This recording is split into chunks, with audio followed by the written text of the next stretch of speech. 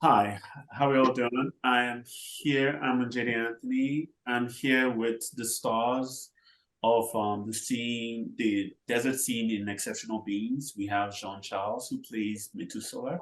We have Ciarra Carter, who plays Athena. And there's Justin Morgan, one of the producers on this movie. So today we're going to talk about the desert scene. So it's essentially the first clash in which you have these two titanic characters. You have Methuselah in one section, and you have Athena, and basically they're coming in with different.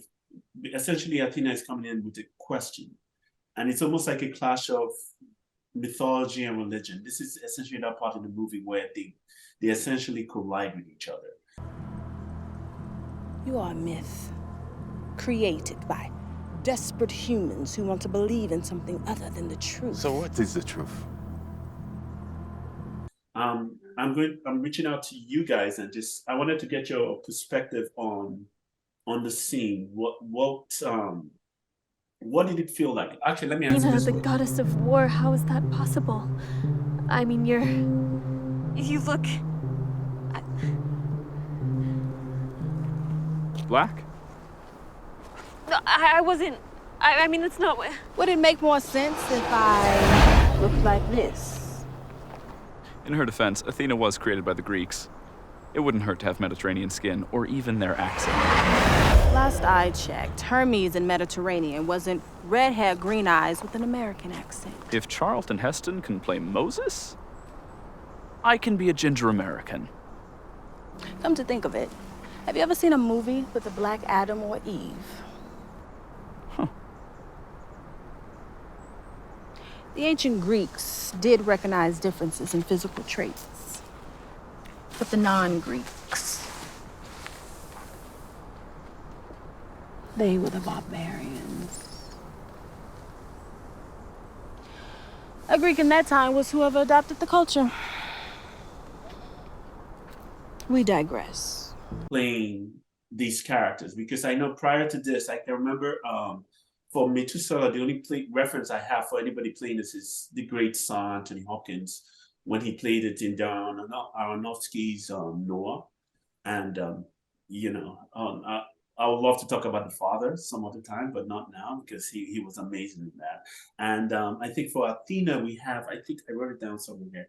Susan Fleetwood played it in Clash of the Titans, and Yep. Isabella Rossellini played it in The Odyssey, which And also yep. stars our, Eric Roberts, one of our own in that movie, but also a Poseidon. It was everything for me. And I loved how there was a different take and perspective on Athena. Everyone sees Athena a certain way, even, dating back to all the Greek mythology, um, you know, um, research and so forth. It's portrayed in a certain way. And so you guys giving her or myself the opportunity to play her and be seen in a different light, I thought that was brilliant. I thought it was amazing. I'm obviously so honored to play her. As far as the scene and the character is concerned, Athena, when she went to Methuselah, it was in a vulnerable state. I felt like she was really spiraling, and almost losing herself in some form. And, who else would she go to if not her father, You know,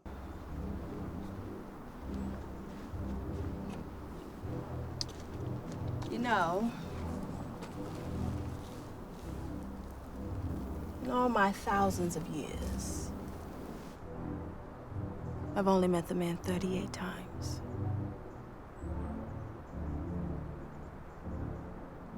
I think of killing him.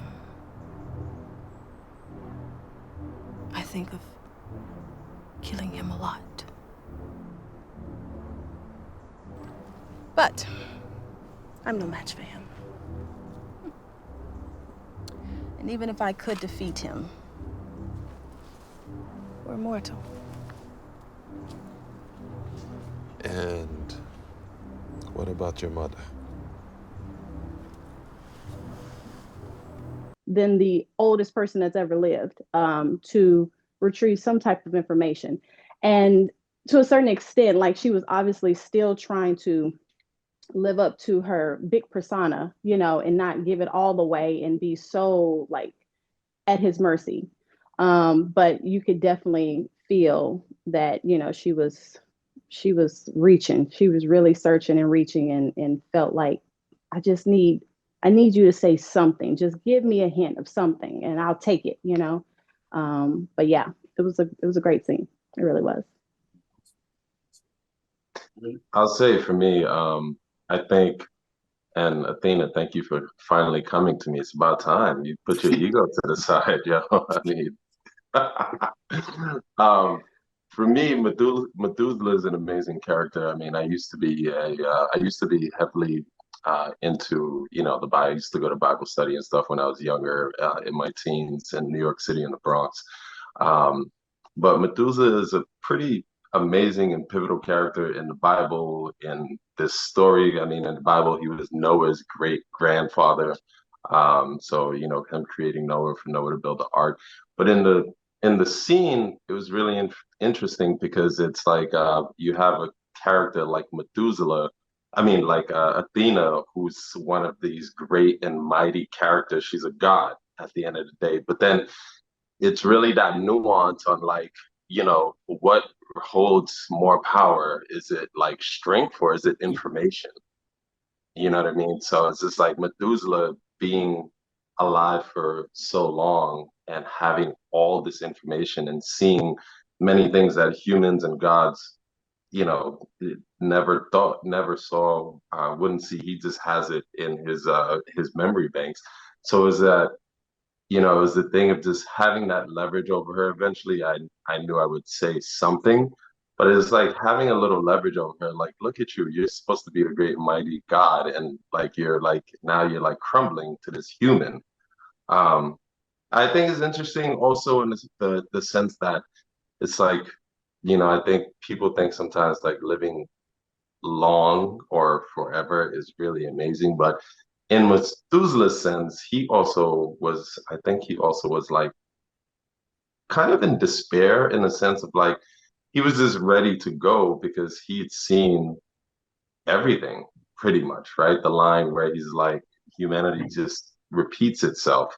So it was in him and seeing having children and then watching them die over and over and over again. So it's just like constant heartbreak. So it's just like at some point he's just like, all right, what else could I do? I might as well I'm ready to go. I watch everyone I care about die over and over and over again. But how did it feel from both your points? Actually, because you guys haven't seen each other because essentially you guys look different in the movie. So how did it feel when you guys first, the first scene in which you guys are just there together and in this location? And to be honest, the location was almost like a character on its own, So, when you guys just meet for that first time and you have that glare, I mean, from an actor's point of view, was it almost like a challenge in that sense, or was it almost like a collaboration? How did it feel like for you guys? Athena, you want to go? You want me to go? I'll go. I can't speak for John. However, I do feel like the rehearsals that we had, to build that chemistry was so important and so crucial. So that we could vibe, we could really build that chemistry up. And so by the time we actually got on set, the only thing that was different was the atmosphere, but the chemistry, the words being true and speaking them, off the page, into the camera, I felt like it felt great. It was really good, but I credit that all to just having the time to really connect with John. I agree. I think the rehearsals were very integral in building, as Ciarra said, that chemistry as well. So getting on the set, not getting on the set cold and like, okay, hey, how are you? It's like, okay. Right, let's figure this out. Yeah, no. No, the rehearsals, I mean, kudos to you and Njedeh for, setting that up and giving us that time to actually break down. Because, I think a lot of people don't realize when people are like, I want to be an actor, but you got to really you really do have to break down and material and get to the nuance of those words and what's going on in that scene for it to work. So I credit more like the rehearsal than anything. And then being on set, I think, yeah, the desert, I personally just love this desert. So it was very easy to get in the mindset like, oh, this is some yeah, we're back in this time, like in that time. And then the costumes, right? Like seeing Athena with that majestic mohawk. And then when I got into the prosthetics, I was like looking in the mirror, was like, whoa. So that really helped, all those things, everything encompassing, definitely helped me transport into the mindset like, oh, okay, I'm here. Agreed. Yeah. For sure. I just took from the question I wanted to ask, like, what was it like filming in the desert in that kind of environment? I don't think anybody asked you before this. I just really wanted to know what the answer to that. That's from Ciarra's perspective as well. Oh, I mean, I like I said, I love the desert. Thank God it wasn't hot. Let's say that. Thank God we filmed during the winter time. Speak for yourself. It wasn't hot, but I was in the sun. That sun was like on me while we were shooting. I was like, "You not hot?" He's like, and let's not forget that you were climbing up. Remember, you were going up on those rocks with high heels on. I mean, that is ridiculous. Respect, She's a triathlete. She's all right. She'll be all right. You remember the makeup? I was fine. I really was. I was fine. But to answer your question, Justin, literally, like once you guys putting us in the atmosphere of the actual set, like this is where we are, it was just so easy to really get into character and bring it out, so it was great. I loved it. Beautiful. Yeah. Why not show them who you truly are? Humans are insects. They can't understand the true meaning of the world around them. Fabricated emotions, suffering, hatred, the need to follow or be followed. That's the kind of language they need to survive. How do I fall within your genesis? I don't know. You remember the makeup dripping from your face? Yeah. John Charles, you remember? With Rebecca. Yeah. Oh my God. Yeah. Yeah, man. Those things, oh my goodness. That makeup in the desert, not a good idea. It was that makeup was fun to put on, and then I was like, whoa, this is hell to take off, man. Those prosthetics, I was like, whoa. And actually, your look was actually, we got it from Billy Ocean. It was actually, we looked at it from Billy Ocean. That's why I sent you the message on Instagram. Right. Yeah, I sent it to you and Njedeh as well. I sent you, was it Morgan Freeman himself? Morgan Freeman, yeah. Yeah. He had the it's the look. Yeah.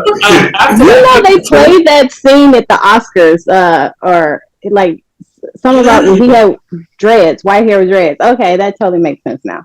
That's great. That's great. Yeah, actually, it was also in Game of Thrones. Basically, they just made that family. Oh goodness, what's the name of the family? But I am curious though. It's like, because with the scene though on its own, because essentially it's like a clash. Athena comes in, she's already broken down in that. Well, she's not broken down. She's in control until it's almost it's a verbal spar between two people, because you guys almost have your highs and your lows, and it's almost like you're having that clash. And I know doing the rehearsals, it was almost a different dance, which is very interesting. And we did quite a number of takes for that shot, And how do you guys maintain? Because the rehearsals was it was almost a different wave. But when we were shooting it live, you guys, the wave in it was just the perfect wave, and you guys kept it even when we did multiple shots. We did long shots. We came close. You guys maintained that. How do you keep those emotions constant in every immediately they say action? How do you guys do it? Especially in such an environment where you're dealing with nature and all of those things happening at the same time. I think that's where the fun begins. Rehearsal, like you said, is a different thing. It's a different beast. But once you're on set, there's nobody to hold on to. There's no one that It's almost like everyone for themselves. So it's like you gotta bring it because I'm about to bring it. I don't know what you're doing over there, but come on, I'm ready. So. It was fun though to play against each other and to riff, and to just ride that wave and really just go for it, and that's what you're doing. When it's live, it's like you're going for it. Yeah. After I get it, I reinvest. There was a time when we walked the earth as the gods we were. Mortals worshipped us, built temples to us, bowed to the air we left behind. People want to talk reality. It's been 4,000 years. You think the come up comes overnight? They created the concept of us based on what we whispered in their ears. Everything we do has to be logically justifiable to prevent humans from knowing we exist. But there is another truce. One that extends to people like her. Exceptions to our being. For beings like us, there's much we haven't seen. Plagues, dictators.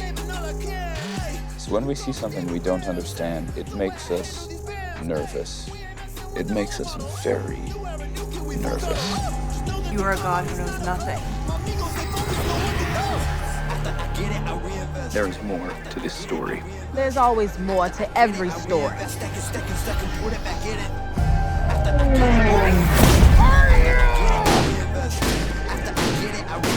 Enough of this. We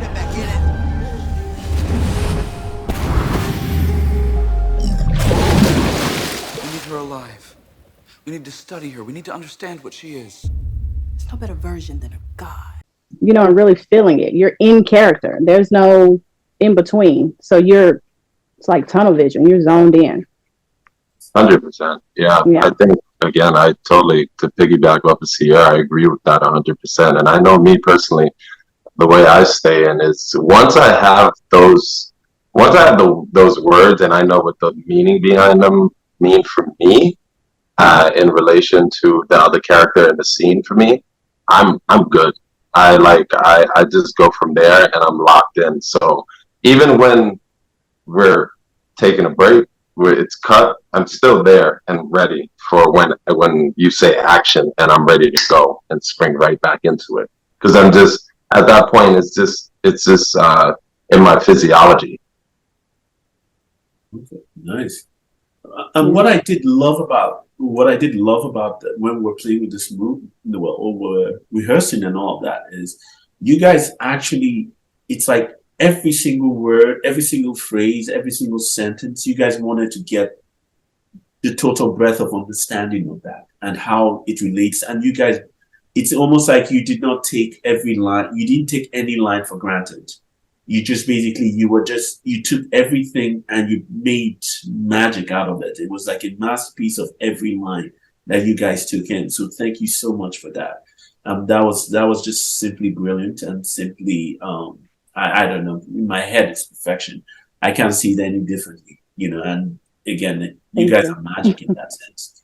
Thank you, sir. We didn't tell you this, that I don't think we told you guys this, but on that day we saw some weird footprints. All right.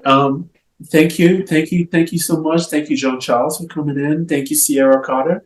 Of course. Thank you. Exceptional Beats is available everywhere. You guys check it out. It's on YouTube, Amazon. YouTube, iTunes, Apple, TV, Voodoo, everything. Chatter, It is fun. Your live readings, Yeah, no, it's a fun movie, amazing movie. These gentlemen, they concocted a really, really dope story. Great actors, as you can see from the two of us, and then the other cast that's in there. I mean, it's a fun story. So check it out. You will not be sorry. Watch it. All right. Thank you guys. Thank you. Good to see you guys.